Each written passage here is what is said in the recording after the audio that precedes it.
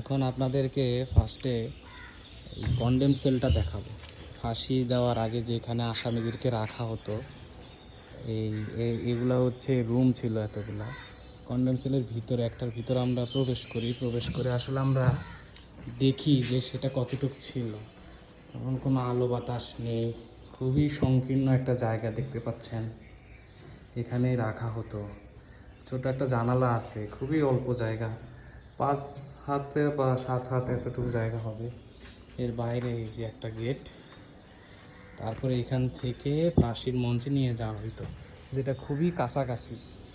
এই যে আমাদের এই যে খুবই কাছাকাছি, 5 হাত হবে, 5 হাত বা 10 হাত এতটুকু। তারপরেই এখানে এই যে ফাঁসির মঞ্চ, এখানেই সবাইকে যুদ্ধ অপরাধী বা যারা আসামি ছিল ফাঁসির, সবাইকে এখানেই ফাঁসি দেওয়া হতো।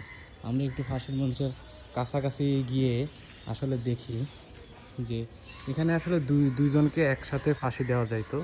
তারপরে এই যে এইখান থেকেই হয় নিচে, এইটার অবস্থানটা এমন। তারপরে এইভাবে, তখন এরা আশেপাশে দেওয়ালগুলো অনেক বড়, এখানে আসলে খুবই একটা সংকীর্ণ অবস্থা, গা ছমছম অবস্থা। এইভাবেই আর কি এখানে ফাঁসি দেওয়া হতো।